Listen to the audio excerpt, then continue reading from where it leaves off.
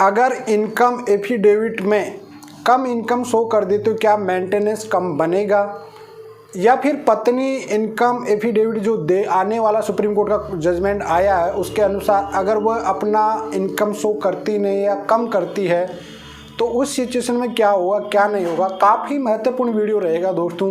तो चलिए दोस्तों, नो टाइम पास नो बकवास, सीधा करते काम की बात। मैं हूं हंस।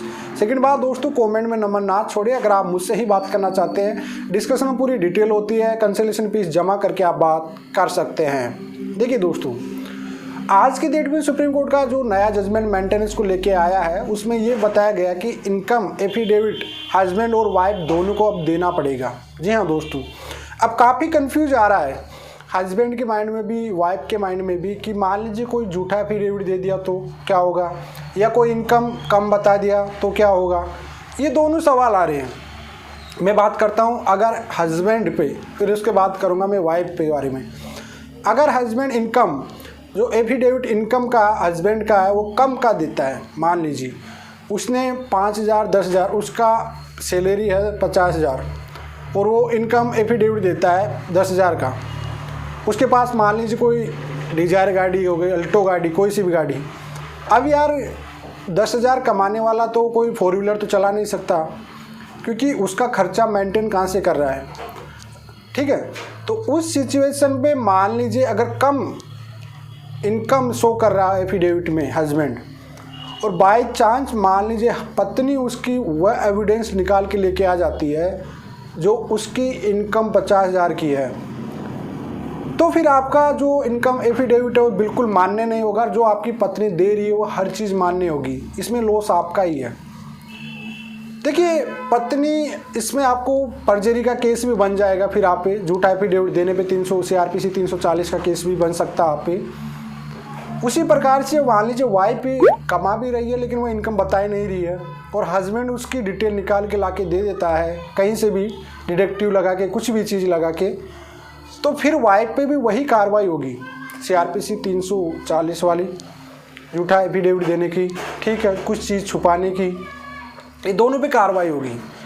तो दोस्तों उससे कोई इफेक्ट नहीं पड़ता, आपकी जो रियल है वही बताइए। आपका जो इनकम एफिडेविट लग रहा है उसमें जो आपकी एक्चुअली है, देखो सच्चाई ज़रूर आएगी, ऐसा नहीं है। विपक्ष पार्टी को पता है कि आपका इनकम क्या है क्या नहीं, आपका स्टेटस क्या है, चाहे वो हस्बैंड हो चाहे वो वाइफ हो, आपको परफेक्टली बताना ही पड़ेगा। लेकिन दोस्तों मैं बात करता हूँ कि आप मेंटेनेंस पे इनकम एफिडेविट की तरफ ना जाकर आप उन चीज़ों के उन ग्राउंडों पे लड़िए ना भाई। आपके जो मेंटेनेंस ना देने के ग्राउंड होते हैं उन ग्राउंडों पे आपको केस को लड़िए ना, आप लोग उस पर फोकस करिए ना आप मैक्सिमम। भाई आपको पत्नी नहीं रहना चाह रही साथ में तो आप मेंटेनेंस क्यों दे रहे हो, आप साथ में रखना चाह रही तो क्यों दे रहे हो, आपकी वाइफ वेल एजुकेटेड है जॉब कर रही है तो क्यों दे रहे हो। आप उन मुद्दों को पकड़िए ना, हस्बैंड वाइफ के जो मुद्दे हैं उन चीज़ों को पकड़िए आप एक इनकम देखिए। आपकी वाइफ, मैं एक सिंपली लैंग्वेज में बता देता हूँ, अगर आपकी वाइफ हाउस वाइफ है और आप अच्छी अर्निंग कर रहे हो, आप अच्छी पोस्ट पे हो, या आपकी अर्निंग अबाउट 25-30 जितनी भी है, फिर आप कितने ही पैतरे लगा लीजिए आपको मेंटेनेंस देना ही पड़ेगा। इसका कोई सॉल्यूशन नहीं है। हर कोई कहता है कि सर मेंटेनेंस से कैसे बचे, कोई सॉल्यूशन नहीं है भैया। कानून इस तरह से, पुरुष प्रधान देश है, आपको जिम्मेदारी है, आपको निभानी ही पड़ेगी, क्लियर कट बात है। हाँ, अगर वेल एजुकेटेड है, जॉब करने वाली है तो फिर आपको कोई दिक्कत है नहीं, लेकिन अगर आपकी हाउस वाइफ है तो फिर आपको देना पड़ेगा।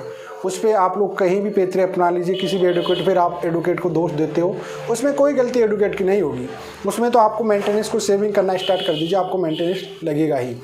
लेकिन परजरी का केस बन जाएगा अगर कोई झूठा के एफिडेविट दे रहा है और विपक्ष पार्टी उसका सबूत ला के दे देती है, चाहे वो हस्बैंड हो चाहे वाइफ हो, आपकी जो रियल इनकम है वही बताए। अब नहीं तो आप खुद फंस सकते हो। आप पे 3 साल की नहीं 7 साल की सज़ा झूठा एफिडेविट देने पे, आपको पता है ना।